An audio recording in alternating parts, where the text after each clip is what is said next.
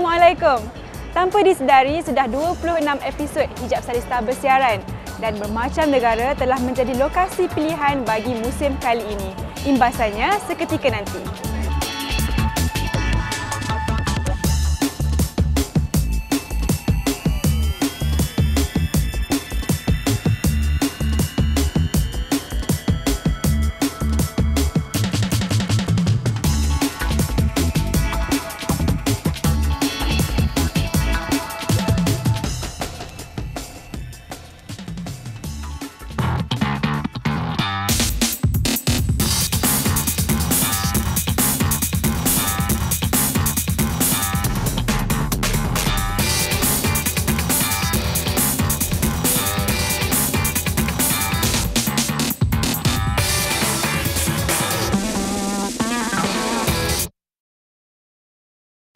Rima Tatmori, antara mereka muda fesyen berhijab yang sedang meningkat naik di pentas fesyen di London.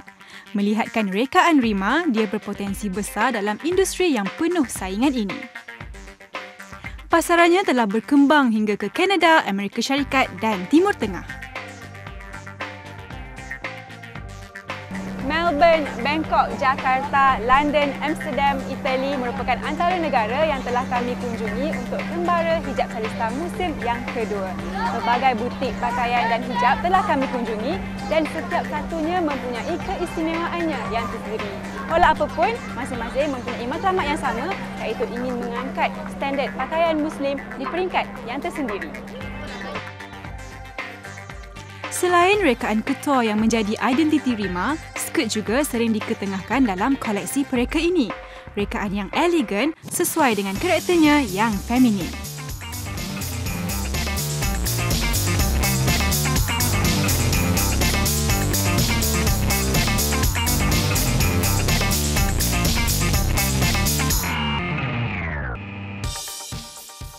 I started the brand about 2.5 years ago.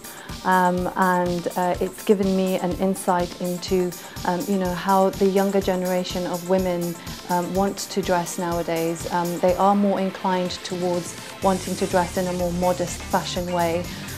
So my aim with this brand is to make that available for the market, because there is a huge gap in the market.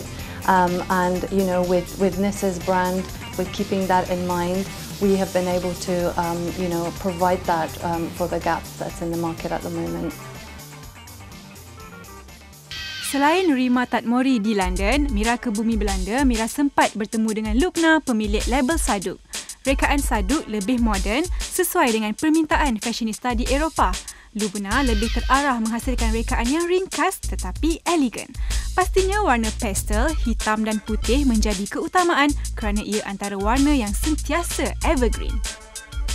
I get my inspiration from the streets, from ladies I see around me, from Instagram, from bloggers, from my neighbors, sisters I know myself. That's my inspiration. Not so much from known people. It's from girls that I know or that I see on Instagram or the socials. That's where I get my inspiration from. And then my dream is to open stores all over the world.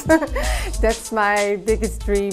So if inshallah I will meet some investor or someone who wants to work together, another brand, or that would be fantastic to start a big collection and open stores. And then I would love to open a store in Dubai, in Malaysia, in Indonesia, and I think European fashion for Muslims in those sort of countries would work. Fashion di Eropah tidak jauh beza dengan trend fashion di Jakarta. Misalnya, skirt tutu ini. Menjengah ke Jakarta, antara kota fashion penting di rantau ini mengenali pula perspektif fashion pemilik label Miss Marina. Bermula dengan penghasilan aksesori, kini Miss Marina juga menawarkan tudung dan pakaian muslimah. Menjadi stylist tapi masih dalam koridor syariah itu ternyata sangatlah mudah dan tidak perlu susah kita berlama-lama di depan lemari. Pakai baju apa ya, atasannya, bawahannya, segala macam. Karena kalau kita sudah memakai jilbab yang panjang seperti ini, kita hanya memikirkan kan atasannya saja, jilbabnya saja, lalu kita tinggal pakai gamis kah, atau jubah, atau rok gitu. Jadi Miss Marina itu mengeluarkan hijab syar'i yang tetap bisa dimodifikasi sesuai personality pemakaiannya. Dan juga bisa ditambahkan lagi dengan aksesoris. Jadi misalnya untuk siang kita bisa pakai aksesoris yang ringan, untuk malam bisa aksesoris yang lebih berat gitu. Mengimpikan untuk mendapat undangan mengadakan peragaan fesyen di pentas peragaan fesyen antarabangsa, Miss Marina lebih berkonsepkan rekaan suit ala Inggeris sesuai dengan nalurinya yang lembut.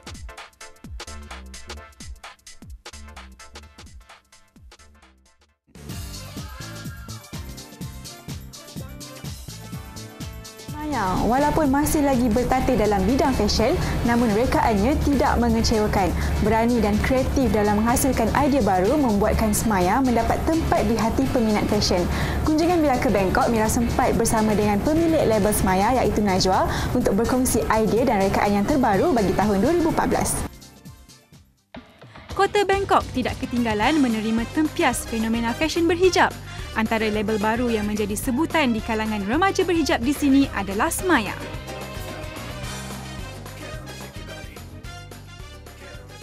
Semaya slogan is discover the good hijab in you with Semaya. So my first inspiration for each collection is the good hijab. I must do everything, every collection, every fashion Muslim, but remind myself that it's a good hijab. It can cover your body, your heart when you leave your home and until you're back your home. It can protect you. That is my inspiration. I love Malaysia so much. When I think to the hijab, I think to the Malaysia first. I think the hijab in Malaysia have many brand, many collection, many color, and not too expensive. I think it's okay to see it, and sometimes I bring it to import. I import it to buy in Thailand.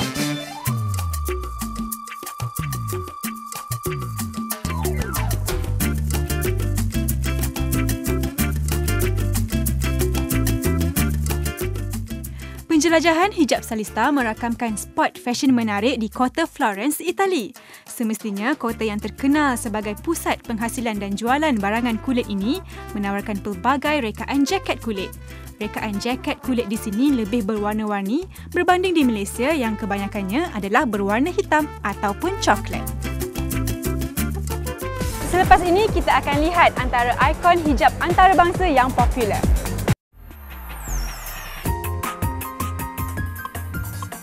Penjelajahan Hijab Stailista merakamkan spot fesyen menarik di kota Florence, Itali. Semestinya kota yang terkenal sebagai pusat penghasilan dan jualan barangan kulit ini menawarkan pelbagai barangan berjenama. Hijab Heels, Aminakin, Lulu El Hasbu, Nabila B serta Susan Cullen merupakan antara ikon yang sering diundang untuk berkongsi tips fashion sehingga ke peringkat antarabangsa. Selain memiliki aura yang menarik, masing-masing mempunyai style yang tersendiri dalam bergaya. Kita lihat. Lulu El Hasbu, ikon fashion dari model pentas peragaan ke rekaan fashion.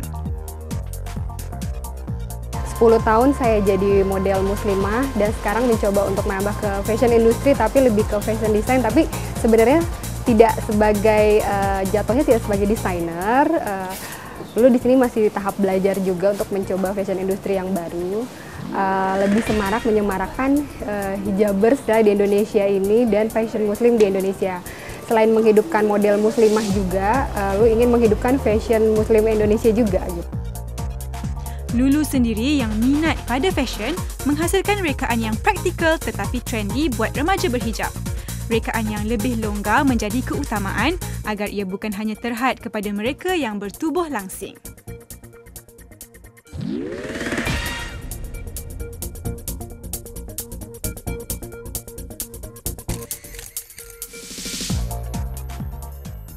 Nabila B antara ikon fashion berhijab yang popular di negara ini.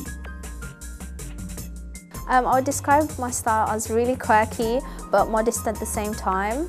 I started wearing hijab when I was 9. So hijab means a lot to me, and it's not just really one thing. It's not just about covering yourself, it's also the way you act around people and you're portraying your whole religion. When people that aren't Muslim look at you, that aren't Muslims, and they look at you, you're portraying your religion, so it's really important about the way you act. Hidup di dalam negara yang serba membangun, namun dia tetap memelihara jati diri dan agama yang dianutinya. Biar sentiasa bergaya, tetapi apa yang penting, aurat sentiasa dijaga. Itulah yang dikongsi di blog Nabi Labi. Susan Collins merupakan antara ikon fashion muslimah yang terkenal di kalangan fashionista dunia. Kesibukannya sebagai seorang pensyarah di Universiti Monash tidak menghalangnya untuk berkongsi minat dan kepakaran dalam berfashion. Untuk itu, kita bersama Susan untuk mengetahui apakah falsafahnya dalam fashion. Sempena Melbourne Fashion Week, Mira berkesempatan bertemu Susan Collins, aktivis Islam yang banyak mengutarakan pandangan menerusi tulisannya.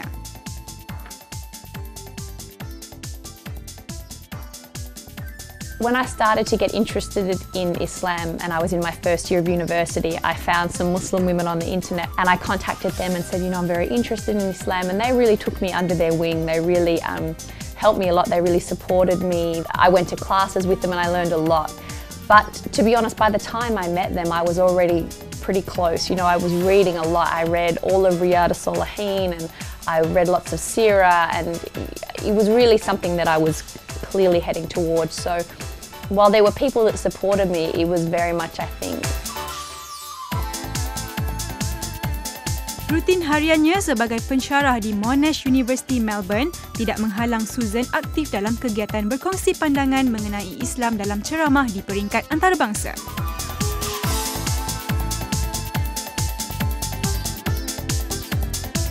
It's amazing to me when I look back at when I first became Muslim compared to now, at how Muslim fashion has changed. When I first became Muslim, there were very few options, and all we had were these big ugly abayas with the massive shoulder pads and, you know, these big buttons down the front. And now there are so many Muslim women designers, fashion bloggers and people on Instagram who put together these amazing outfits. There's no contradiction between showing my own personal style and wearing hijab. We don't all have to look the same. I'm expressing my identity through my clothing. And it's just so exciting to have all these different options, and I get so much inspiration from looking at these bloggers and people on Instagram and the way they do their clothes and their style, and I go, I could copy that, or I couldn't do that, but I could do that, you know, those sort of things. It's so great, and I find that really exciting. Seterusnya, Aminakin antara yang ingin Mira temui untuk tugasan Hijab Stailista di London. Apa tidaknya, Aminakin bukan sahaja bijak, cantik, tetapi juga antara ikon fashion popular di kalangan hijabista di rantau ini.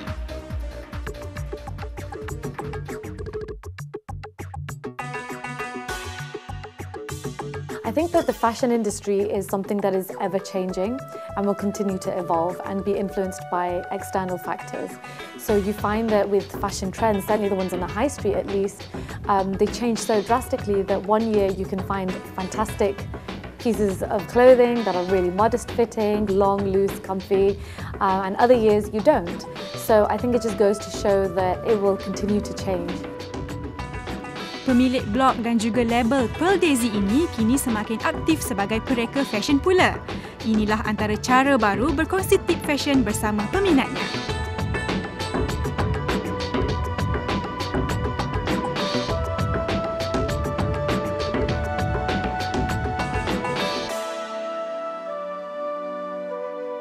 Di kota Rotterdam pula, kami bertamu di kediaman Raudhah, Hijab Hills.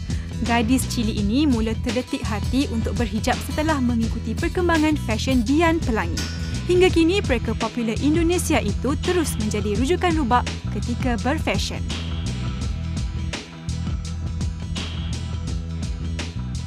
When I first started the hijab, definitely Dion Palongi was one of my biggest and still is one of my biggest inspirations. When I, look on her Instagram, I see a lot of great style and it definitely inspires me. But also Asya from Kuwait, I think that she's an amazing hijaber. I think her style is just phenomenal. Every picture she posts, I'm like, wow, how do you do that?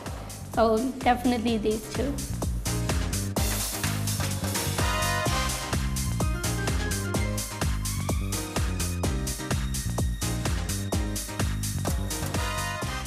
I think that blogging is a really good way of showing that Muslims are not how people, especially in the Western world, think they are. Because usually when you portray a Muslim, and even if you look at the Western media, you always see like just someone with black clothes, niqab, or maybe even a burqa. But I think that definitely with blogging you can show that while being a Muslim, we are very fashionable and we love to dress good. And I think it's also that because in the Islam it's obviously it's recommended to look good, so you don't have to look really attractive, but it's very important to look neat and to look clean and to look good. So I think that's why it's really important to show with blogging that Muslims are different than what the world thinks. Kini Rubak sering dijemput ke majlis-majlis fashion berhijab antarabangsa. Selepas ini kita akan lihat pentas peragaan fashion antarabangsa yang disertai pereka tempatan.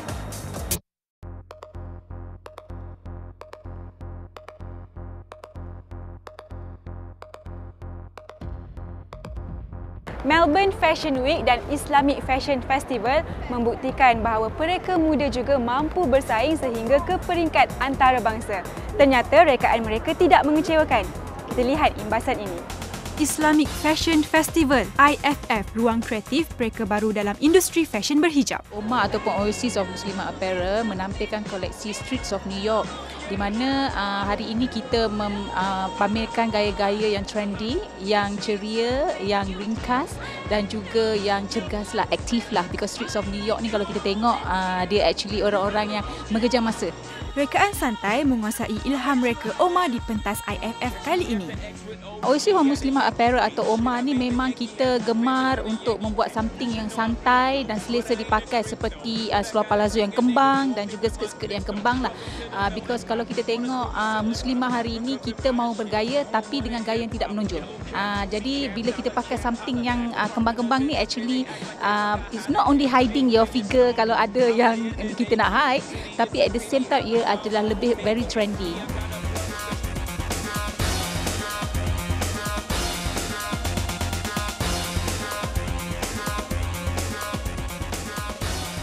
Antara pereka yang mendapat perhatian semestinya pereka muda Hatta Dolmat dengan rekaannya yang berinovasi. Islamic Fashion Festival this year timnya ialah New York, Paris dan London. And then akan mengambil inspirasi artis kita sendiri yang mana mencuba nasib di luar negara seperti Yuna contohnya kan. Menjadikan turban sebagai salah satu alternatif hijab dan juga pemakaian yang sopan. Itu adalah menunjukkan ciri-ciri wanita yang berani, edgy.